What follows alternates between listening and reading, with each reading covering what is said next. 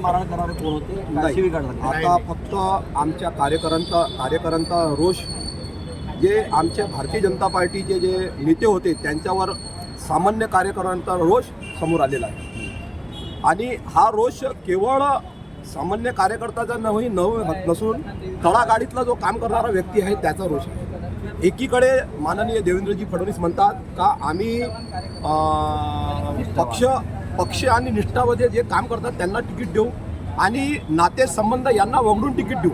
परंतु भारतीय जनता पार्टीमध्ये असं दिसून येत आहे आता का नेते आपल्या पत्नीसाठी तिकीट मागतात आणि आपल्या नातेवाईकांसाठी तिकीट मागतात. याचा अर्थ देवेंद्र फडणवीस वेगळं काही बोलते आणि नेते इकडे अमरावतीमध्ये वेगळं काही करू राहिले. हा संपूर्ण चित्रण आता समोर दिसत आहे. मी फेजरपुरा या प्रभागात राहतो. फेजरपुरा रुक्मिणीनगर हा एक प्रभाग आहे. मी त्या प्रभागात सचिन अण्णा टाके मी माझी उमेदवारी मागितली होती. मागील बऱ्याच वर्षापासून आम्ही भारतीय जनता पार्टीचं काम करतो, संघाचं काम करतो, विश्व अंतिम परिषद बजरंग दलाचं काम करतो. आणि पण तिकीट देताना कुठंतरी भारतीय जनता पार्टीने फेजरपुरा हा भाग कुठून तरी तोडून फक्त रुक्मिणीनगर प्रभाग शिथिल ठेवून त्या प्रभागातल्याच उमेदवारांना तिकीट दिलेली आहे. आणि तेही विशेष म्हणजे पाटील समाजाच्यावर भरोसा ठेवून पाटील समाजाला असं नेतृत्व दिलेलं आहे. तिथं 2 महिला आणि 2 पुरुष होते, पण तिथं 3 महिला आणि 1 पुरुष देण्यात आलेला आहे. चौथा जो कॅन्डिडेट होता तो SC आरक्षण होता, त्यामुळे तो वर्ग सोडून दिलेला आहे. अन्यथा त्या वर्गात सुद्धा त्यांनी पाटील समाजाचीच उमेदवारी दिली असते. तुम्हाला काय वाटतं बाकीच्या अल्पसंख्याकांचे समाज डावलला? बिलकुल सत्य, अतिशय सत्य आहे. भारतीय जनता पार्टीमध्ये सर्वसामान्य कार्यकर्त्यांचा आणि सर्व जातीय सलोखा राखण्याचा सिस्टम आहे. परंतु आता काही वर्षापासून असं वाटत आहे का भारतीय जनता पार्टी फक्त आणि फक्त एका विशिष्ट वर्गासाठी राखून ठेवलेली जागा कुठंतरी दिसत आहे. तुम्ही बाकीच्या पार्ट्यातही पहा, तुम्हाला जास्तीत जास्त एक समुदायास जास्त प्रचलित दिसन. आणि आता तुम्ही जे विचारासाठी आले होते नेत्यांसमोर, नेमकं नेत्यांमध्ये काय संवाद झाला, नेत्यांनी काय म्हटलं?